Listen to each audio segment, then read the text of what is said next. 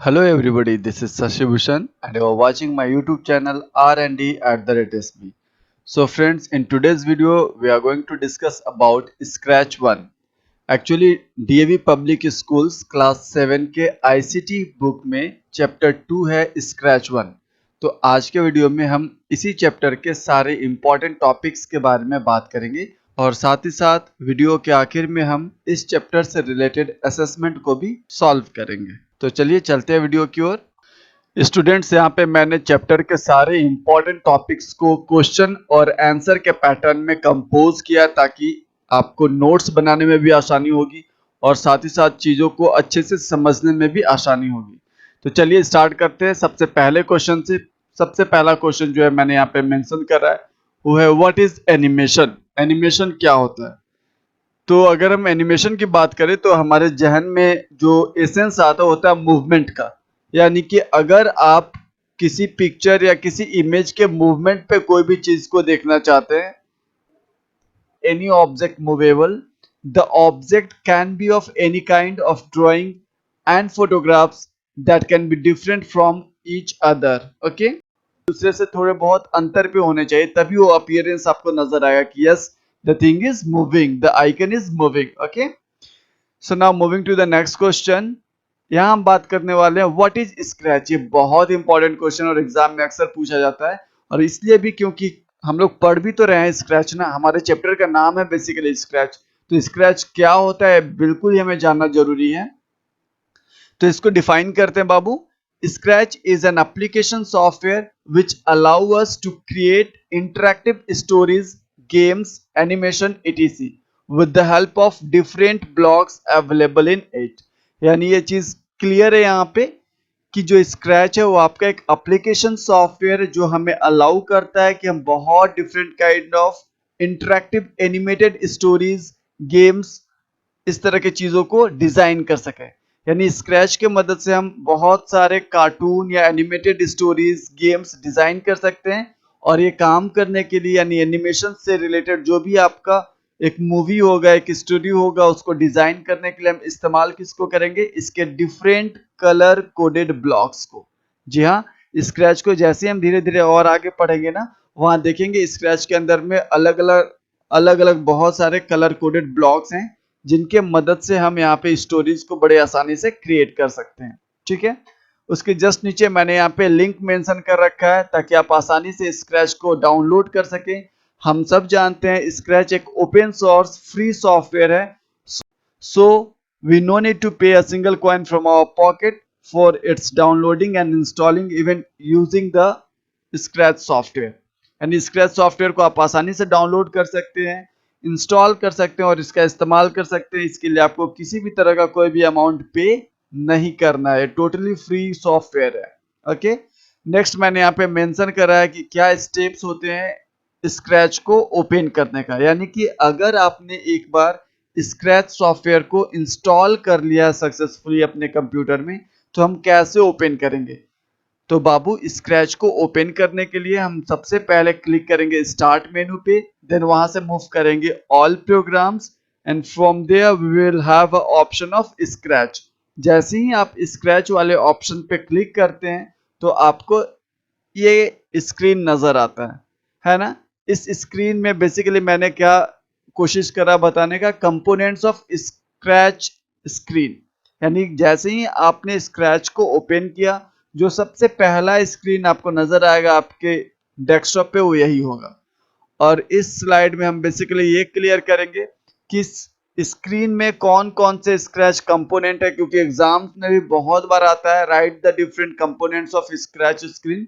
तो आपको इन सारे कंपोनेंट्स को समझना होगा. ठीक है, तो देखो यहाँ पे आप सबसे पहले टाइटल बार जो नॉर्मली सारे सॉफ्टवेयर में होता है, टाइटल बार क्या मेंशन करता है? तो यहाँ पे जो प्रोजेक्ट आपने डिजाइन किया या आपने क्रिएट किया प्रोजेक्ट जिस पे आप काम कर रहे हैं ना, तो उस प्रोजेक्ट का जो नाम है ना वो टाइटल बार में शो होगा.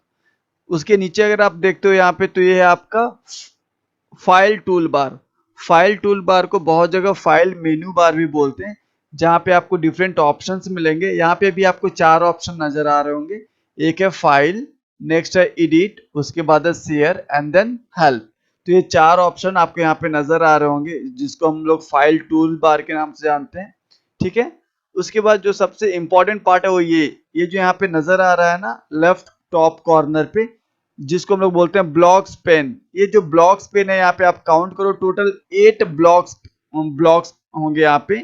इनको 8 कलर कोडेड ब्लॉक्स हम लोग बोलते हैं, जो अलग अलग कलर के हैं। दिख रहा होगा, ब्लू है, पर्पल है ना, ग्रीन है, येलो है, ऑरेंज है।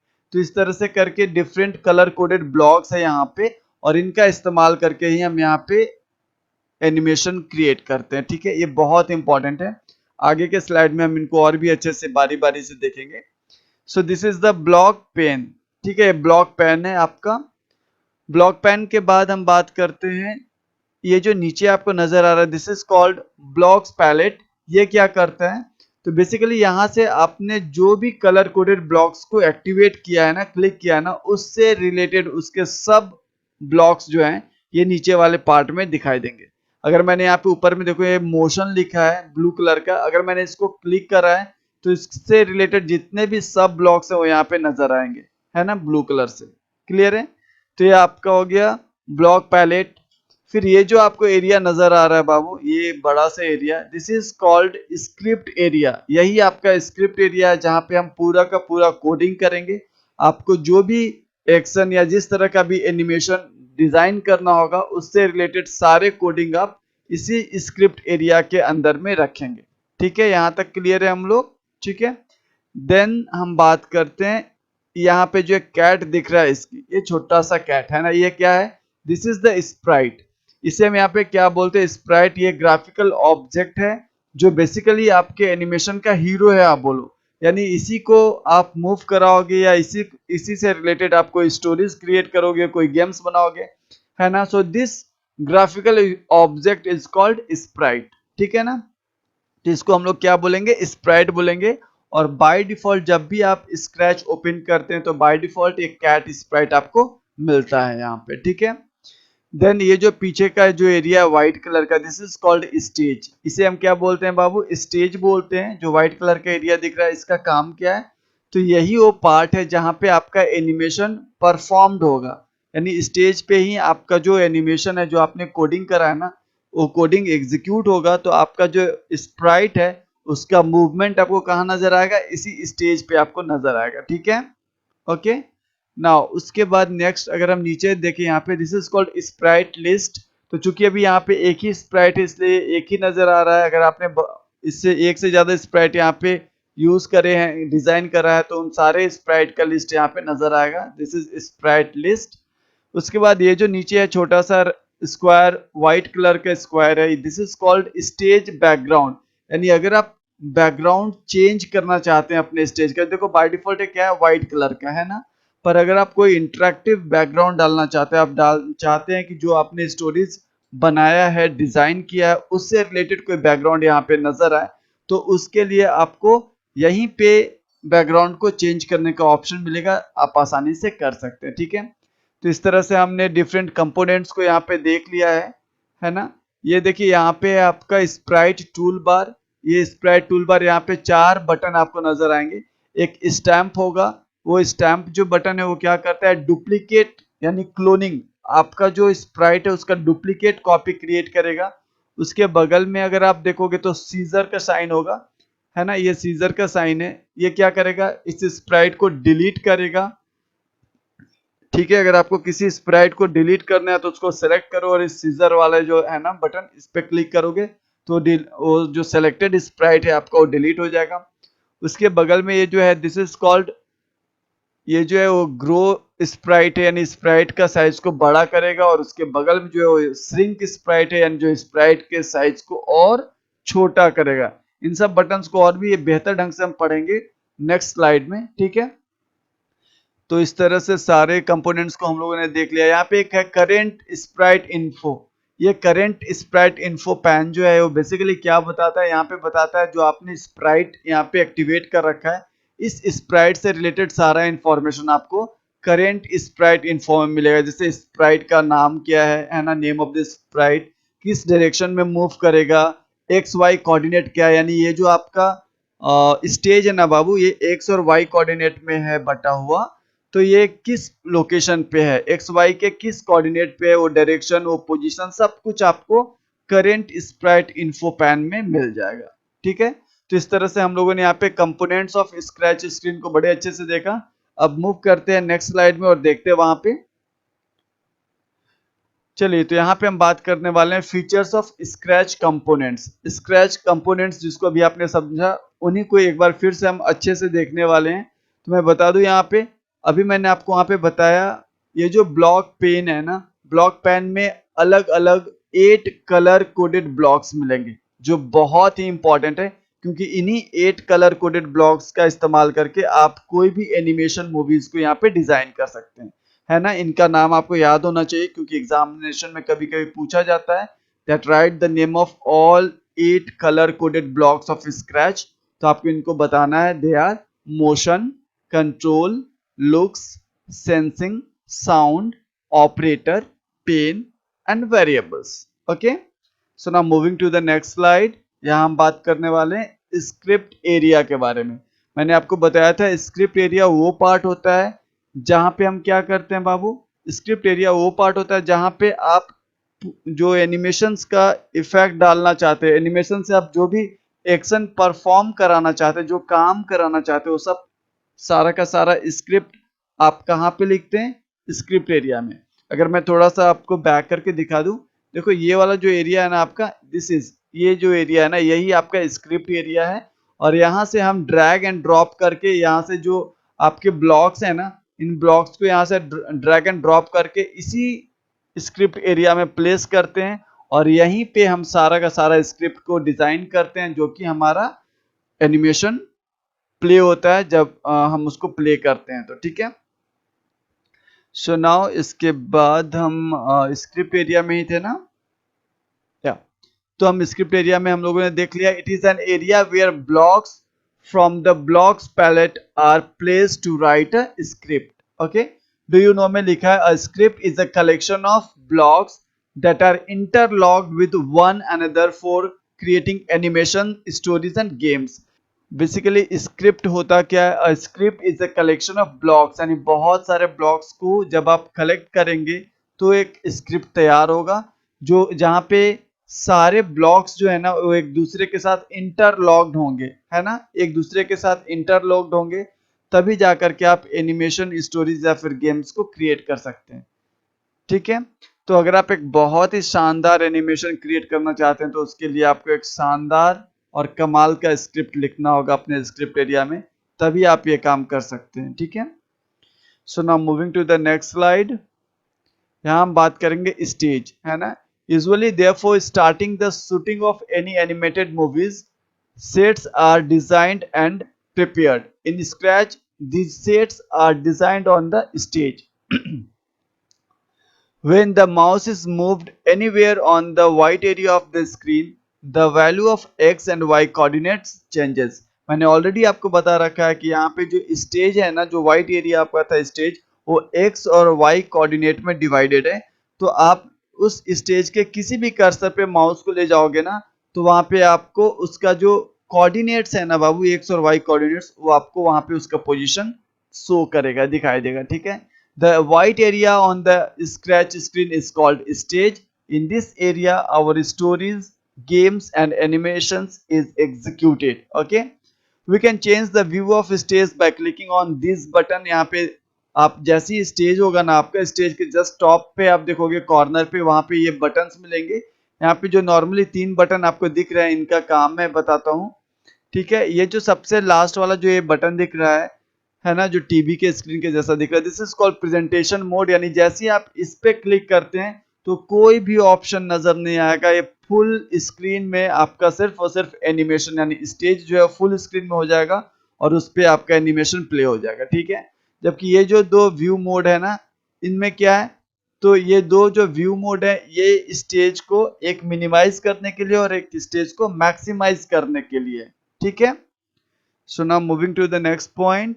यहाँ पे बात करते हैं, the stage has 2 more buttons. Stage के पास 2 और इंपॉर्टेंट बटन है, एक जो ग्रीन फ्लैग नजर आ रहा है और एक ये नजर आ रहा है रेड कलर का, this is called stop everyone, है ना। इन दोनों को समझते हैं बाबू। ग्रीन फ्लैग का क्या काम है? Start green flag script. When we click on the green flag button the script get activated. यानी जैसे ही आप ग्रीन बटन पे क्लिक करते हैं, जो ग्रीन फ्लैग वाला बटन है, इस पे आप जैसे ही क्लिक करते हो ना, ये क्या करेगा, आपका जो स्क्रिप्ट एरिया है ना वो एग्जीक्यूट करना स्टार्ट होगा। यानी उस पर प्रोसेसिंग होना, एनिमेशन जो आपने वहां पे लगा रखा है वो सब प्ले होना स्टार्ट हो जाएगा। ठीक है। और जैसे आप ये रेड वाले बटन पे क्लिक करते हो जिसका नाम है स्टॉप एवरीथिंग, ये क्या करेगा? When we click on this button all the activated scripts are stopped. यानी जितना भी स्क्रिप्ट जो है वहां पे एक्टिवेटेड था, जो एग्जीक्यूट कर रहा था, वो सारे के सारे स्क्रिप्ट जो है वो क्या हो जाएंगे? स्टॉप्ड हो जाएंगे। ठीक है। Now next we have to discuss about the sprites. ये बहुत इंपॉर्टेंट है, मैंने पहले भी बोला स्प्राइट से क्या है, इट इज द हीरो। आपके एनिमेशन का जो हीरो है वो यही स्प्राइट है। ठीक है। अ Sprite is a small graphic object that moves independently around the stage producing animation effect. यानी साफ तौर पे यहाँ पे बताया जा रहा है आपको कि ये जो स्प्राइट है ना वो एक स्मॉल ग्राफिक ऑब्जेक्ट है जो इंडिपेंडेंटली आपके स्टेज के चारों तरफ कहीं पर भी मूव कर सकता है और डिफरेंट काइंड ऑफ एनिमेशन को प्रोड्यूस कर सकता है। ठीक है। A new project starts with a single cat sprite. यानी जब भी आप कोई नए प्रोजेक्ट को स्टार्ट करेंगे तो वो स्टार्ट होगा एक सिंगल कैट स्प्राइट से। ठीक है। देन हम बात करते हैं वर्किंग विथ स्प्राइट। अगर आपको स्प्राइट के साथ काम करना है, then to get more sprite explore the three to get Now working with sprite to get more sprite explore the three new sprite buttons। ये तीन जो sprite के buttons हैं इनको हम लोग समझते हैं अगर आपको और भी ज्यादा sprite यूज करने हैं तो देखो सबसे पहला जो बटन है आपका उसका है नाम पेंट न्यू स्प्राइट। यानी जैसे आप फर्स्ट वाले इस बटन को क्लिक करते हैं ना तो ये क्या करता है, पेंट न्यू स्प्राइट। यानी आपको अलाउ करता है कि आप खुद से ड्राइंग करके पेंटिंग करके एक स्प्राइट को क्रिएट कर सकते हैं। जबकि अगर आप सेकेंड वाले बटन को क्लिक करते हैं, ये choose new Sprite from file. अगर आपने कोई भी स्प्राइट को डाउनलोड करके रखा हुआ है कहीं से इंटरनेट से, तो आपको अगर उस स्प्राइट को यूज करना है तो उसके लिए आप सेकेंड वाले बटन को क्लिक करेंगे क्योंकि इसका नाम है choose new Sprite from file. ठीक है। और जो आपका आखिरी है ना, ये जो आपको दिख रहा है इंट्रोगेशन मार्क लगा हुआ है, इसका नाम है गेट सरप्राइज स्प्राइट। यानी जब भी आप इस पे क्लिक करते हैं तो स्क्रैच आपको हर बार एक सरप्राइज्ड स्प्राइट देगा। यानी आपको पहले से कुछ भी नोन नहीं होगा कि कौन सा स्प्राइट आएगा, वो अचानक से एक सरप्राइज के तौर पे स्प्राइट आएगा। तो इस तरह से हम, अगर हमें जरूरत पड़ेगी कुछ और भी स्प्राइट्स को यूज करने के लिए अपने एनिमेशन वाले मूवीज में या स्टोरीज में, तो हम यहाँ से ये तीन जो न्यू स्प्राइट बटन है इनके मदद से काम कर सकते हैं। Okay. So now moving to the next slide. यहाँ पे हम बात करेंगे एडिटिंग अ स्प्राइट। यानी किसी भी स्प्राइट को एडिट करना है ना तो वहां पे चार बटन आपके पास है जिनको अच्छे से समझना है। जो सबसे पहला है जो स्टैम्प के साइज का है ना, दैट इज कॉल्ड डुप्लीकेट। यानी जब भी अगर आपको किसी एक स्प्राइट का डुप्लीकेट क्रिएट करना है तो आपको इसी डुप्लीकेट बटन का यूज करना होगा। सेकंड जो सीजर दिख रहा है ना वो है डिलीट बटन। यानी अगर कभी किसी स्प्राइट को आपको डिलीट करना है तो आप स्प्राइट को सिलेक्ट करो और इसी सीजर बटन पे क्लिक करोगे तो आपका स्प्राइट क्या होगा बाबू, डिलीट हो जाएगा। Okay. Next one is grow Sprite. Grow Sprite का मतलब क्या होता है, तो ग्रो स्प्राइट का मतलब ये है, ग्रो मतलब बढ़ना। यानी अगर कभी भी आपको स्प्राइट के साइज को बड़ा करना है, ग्रो करना है उसके साइज को, तो आप ग्रो स्प्राइट बटन पे क्लिक करेंगे। और अगर छोटा करना है यानी श्रिंक स्प्राइट बटन पे क्लिक करेंगे अगर आपको अपने स्प्राइट के साइज को छोटा करना है तो। ठीक है। तो इस तरह से ये एडिटिंग स्प्राइट के चार ऑप्शन है, बहुत इंपॉर्टेंट है, एग्जाम में अक्सर आते हैं बाबू, इसलिए मैं बार बार इसको रिपीट कर रहा हूं। आप अच्छे से इसको पढ़ लेंगे और याद रखेंगे। ठीक है। नेक्स्ट है creating a custom of a Sprite. यानी किसी स्प्राइट का अगर आपको कस्टम क्रिएट करना है तो आप क्या करेंगे। तो सबसे पहले तो हम लोग समझते हैं कस्टम क्या है। A custom is an alternate appearance of a Sprite. किसी भी स्प्राइट का जो अल्टरनेट अपीयरेंस है उसी हम क्या बोलते हैं, कस्टम। ठीक है। To create a custom click on custom tab. There are three ways to create and edit a new custom. यानी अगर आपको कोई नया कस्टम क्रिएट करना है तो उसका तीन तरीका जो आप यहाँ पे इस्तेमाल करने जा रहे हैं फर्स्ट है पेंट, सेकेंड है इंपोर्ट एंड थर्ड है कैमरा। ओके, सो फर्स्ट अगर हम पेंट की बात करें, ओपन द पेंट एडिटर, यानी जैसे आप पेंट वाले पे क्लिक करते हैं, आपको यहाँ नजर आ रहा होगा ना ये तीनों, है ना, पेंट, इंपोर्ट, कैमरा। अगर आप यहाँ पे पेंट वाले पे जैसे ही क्लिक करते हो ना बाबू, तो ये पेंट एडिटर ओपन कर देगा और आप अपने से ड्राइंग कर सकते हैं, पेंट कर सकते हैं, ड्रॉ कर सकते हैं एक नया कस्टम फॉर योर स्प्राइट। जबकि जो सेकेंड वाला पार्ट है इंपोर्ट, ये क्या करता है, imports the sprite from the inbuilt custom gallery और any saved image from the computer। यानी अगर आपने अपने कंप्यूटर पे पहले से कुछ डाउनलोड्स करके या सेव करके कोई इमेज रखा है, तो आप उसका इस्तेमाल कर सकते हैं कस्टम के तौर पे। और तीसरा ऑप्शन है कैमरा का, ये क्या करेगा, तो जैसे ही आप कैमरा वाले पे क्लिक करेंगे ना, कैमरा पे जैसे ही आप क्लिक करते हैं, ये ओपन करेगा वेबकैम को, जहां से आप कोई भी इमेज को कैप्चर कर सकते हैं और उस कैप्चर्ड इमेज का इस्तेमाल कर सकते हैं for custom of sprite. Okay, so now moving to the next slide. यहाँ पे हम बात करने वाले करेंट स्प्राइट इन्फो की। जो करेंट स्प्राइट इन्फो है, इसके बारे में बात करेंगे। तो ये था आपका करेंट स्प्राइट इन्फो। यहाँ पे मैंने आपको क्या बताया था, हमने यहाँ पे डिस्कस करा था कि करेंट स्प्राइट इन्फो में आपने जिस स्प्राइट को सेलेक्ट किया उसका पूरा इंफॉर्मेशन यहाँ मिलेंगे। यानी जैसे कि स्प्राइट का नाम, उस स्प्राइट का नाम क्या है आपको पता चलेगा, एक्स वाई पोजीशन, यानी वो स्प्राइट उस स्टेज के किस कोऑर्डिनेट पे है, एक्स वाई में कौन से कोऑर्डिनेट पे है, उसका एग्जैक्ट पोजीशन आपको यहाँ पे पता चल जाएगा। साथ ही साथ पता चलेगा उसका डायरेक्शन को, किस डायरेक्शन में मूव करेगा वो आपको पता चलेगा। यहाँ पे आप लॉक स्टेट को भी क्लियर कर सकते हैं, ये जो आपको दिख रहा है लॉक स्टेट, इसके बारे में, है ना। Click the lock to change the sprite lock state and unlock sprite can be dragged in the presentation mode. ठीक है, साथ ही साथ यहाँ पे रोटेशन स्टाइल, उसके बारे में भी पता चलेगा। The button controls the appearance of costume as the sprite changes its direction.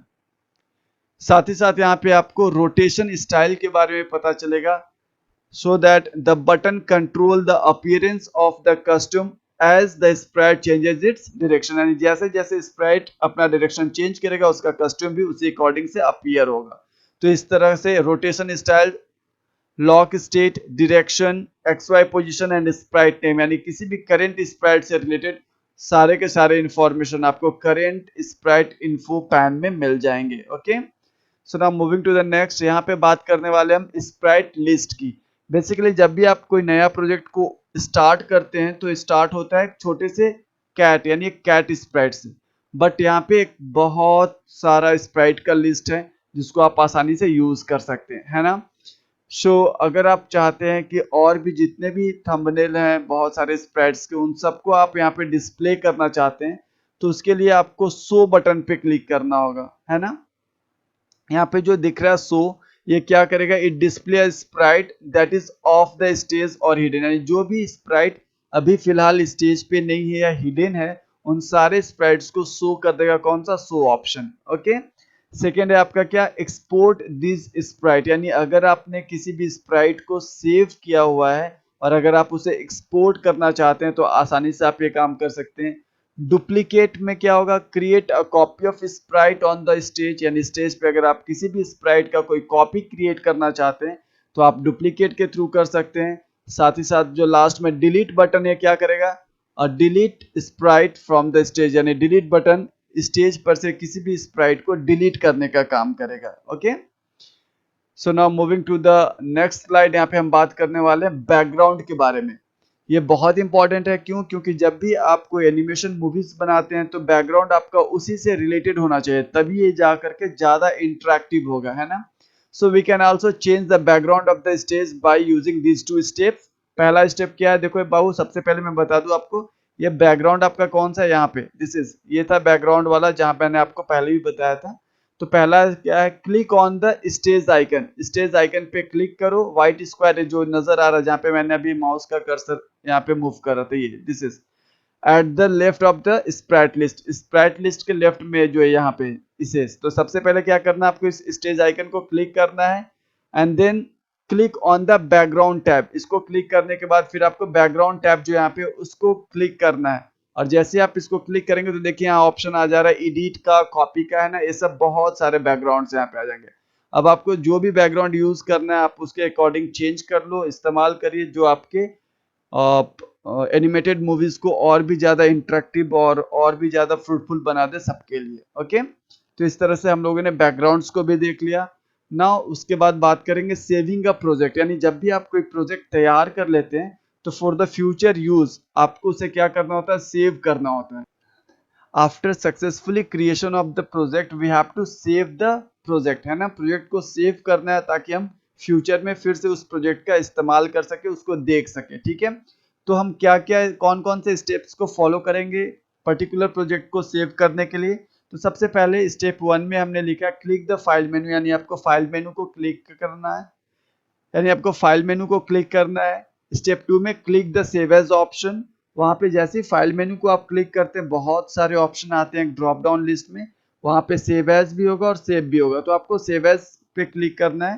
क्योंकि सेव एज और सेव में डिफरेंस है ये बाबू कि जब भी आप सेव एज करेंगे तो वहां पे आप नाम मेंशन करेंगे, कोई भी फाइल का नाम खुद से मेंशन करेंगे, जबकि अगर आप सिंपली सेव करते हैं तो जो भी एग्जिस्टिंग नेम है उस फाइल का, जो भी एग्जिस्टिंग नेम है उस फाइल का, उसी नाम से वो सेव हो जाएगा। ठीक है, तो यहाँ पे हम लोग क्या करेंगे, सेव एज पे क्लिक करेंगे ताकि हम अपने हिसाब से कोई भी नाम देंगे उस प्रोजेक्ट का।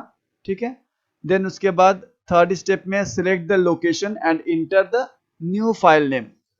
ठीक है, यानी कि आप सिलेक्ट करेंगे लोकेशन की किस लोकेशन पे आपको प्रोजेक्ट को सेव करना है और फिर वहां पे फाइल का नाम देंगे। जब भी आप जब भी आप फाइल का नाम देंगे तो थोड़ा आपको ध्यान देना है कि वहां पे फाइल का जो एक्सटेंशन है वो क्या होता है, डॉट एस बी, यानी स्क्रैच में जो भी आप प्रोजेक्ट बनाएंगे उस प्रोजेक्ट का एक्सटेंशन होगा डॉट एस बी। ओके, ठीक है ना। एंड देन ये जब काम कर लेंगे देन आपको अगर अपने बारे में कुछ, वहाँ पे एक ऑप्शन होता है प्रोजेक्ट के ऑथर के बारे में लिखना है, अगर वो लिखना है लिख लो, कुछ मेंशन करो, वो सारे के सारे ऑप्शनल होते हैं। And then click on okay button, जैसे आप ओके बटन पे क्लिक करते हैं आपका जो प्रोजेक्ट है वो सेव हो जाता है। ठीक है, देखो यहाँ पे मैंने नोट में करके लिखा हुआ है in Scratch a file get saved with the extension dot S B, यानी इस डॉट एस बी एक्सटेंशन के साथ प्रोजेक्ट सेव होता है। ठीक है, so moving to the next slide, यहाँ पे हम बात करने वाले ओपनिंग अ प्रोजेक्ट के बारे में, यानी अगर किसी भी प्रोजेक्ट को आपको ओपन करना है जो आपने पहले से बनाया हुआ है तो बहुत आसान सा इसका स्टेप है। सबसे पहले फाइल मेनू में जाएंगे, वहां पे जैसे ही फाइल मेनू को आप क्लिक करेंगे एक ड्रॉप डाउन लिस्ट आएगा जिसमें हमारे पास एक ऑप्शन होगा ओपन का।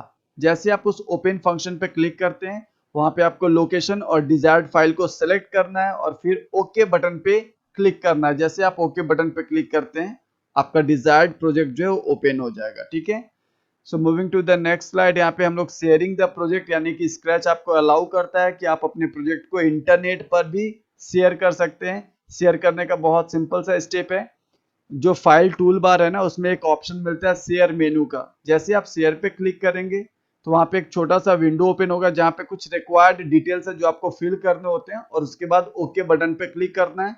इस तरह से आप अपने प्रोजेक्ट को इंटरनेट पे भी शेयर कर सकते हैं। हालांकि जब आप अपने प्रोजेक्ट को इंटरनेट पे शेयर करेंगे तो दो बातों का ध्यान रखना है, कौन कौन सा। सबसे पहला कि जब अगर आप स्क्रैच के वेबसाइट पे अपने किसी प्रोजेक्ट को शेयर करते हैं तो सबसे पहले आपको स्क्रैच का जो स्क्रैच वेबसाइट है ना उस पर आपका एक अपना यूजर अकाउंट होना चाहिए, तभी आप ये काम कर सकते हैं। और सेकंड कि जो भी प्रोजेक्ट आप अपलोड करेंगे ना उसका साइज 10 MB से कम होना चाहिए। अगर वो 10 MB से ज्यादा होगा तो स्टूडेंट्स आपका वो जो प्रोजेक्ट है वो अपलोड नहीं होगा। ओके, तो इस तरह से हमने उस पूरे चैप्टर 2 के सारे कंपोनेंट्स को, सारे टॉपिक्स को अच्छे से कवर अप कर लिया। अब बारी है असेसमेंट की। असेसमेंट एक्टिविटीज बहुत सिंपल है, मैंने यहाँ पे आंसर भी लिखा हुआ है तो आपके लिए आसान होगा, आप आसानी से सारे असेसमेंट को यहाँ से देख करके लिख लेंगे अपने कॉपीज में और याद कर लेंगे। एग्जामिनेशन पॉइंट ऑफ व्यू से बहुत ही इंपॉर्टेंट है। मैं यहाँ पे थोड़ा आपको एक्सप्लेन कर देता हूँ। जैसे जो क्वेश्चन नंबर 4 है आपका, right the function of the following tools. Duplicate क्या काम करता है, it make a copy of Sprite. Delete क्या काम करता है, delete the Sprite from the stage. Grow क्या करता है, it increase the size of the Sprite. Shrink क्या करता है, it decrease the size of Sprite. इस तरह से बहुत सिंपल सा आंसर मैंने लिखा जो आपको आसानी से याद भी हो जाएगा। क्वेश्चन नंबर 5 को देखें, what happen when you click on the following in the custom tab, यानी कस्टम टैब में अगर आप इन सारे ऑप्शंस पे क्लिक करते हैं तो क्या होगा। यानी एडिट बटन पे क्लिक करते हैं तो क्या होगा, it modify the custom of the Sprite, यानी किसी भी स्प्राइट के कस्टम को मॉडिफाई कर सकते हैं। कॉपी बटन पे अगर आप क्लिक करते हैं तो हम क्या कर सकते हैं, it make the duplicate of Sprite custom, जो स्प्राइट कस्टम है उसका डुप्लीकेट क्रिएट कर लेता है ये। जो क्रॉस बटन हो क्या करता है, delete the custom of the Sprite. तो ये बहुत सिंपल सा आंसर हो गया। क्वेश्चन नंबर 6 जो है, how will you rename a custom, किसी भी कस्टम को आप कैसे रीनेम कर सकते हैं। आंसर मैंने लिखा, by clicking the text box on custom tab type the custom name. और इस तरह से आप टेक्स्ट बॉक्स में कस्टम का कोई भी नया नाम टाइप करके उसको रीनेम कर सकते हैं, ठीक है। So moving to the next slide, what happens when you, ये 3 ऑप्शन है जिसमें आपको बताना है कि अगर ऐसा होता है तो क्या होगा। Drag the blue line on the thumbnail, क्या होगा, it changes the Sprite direction, वो स्प्राइट के डायरेक्शन को चेंज कर देगा।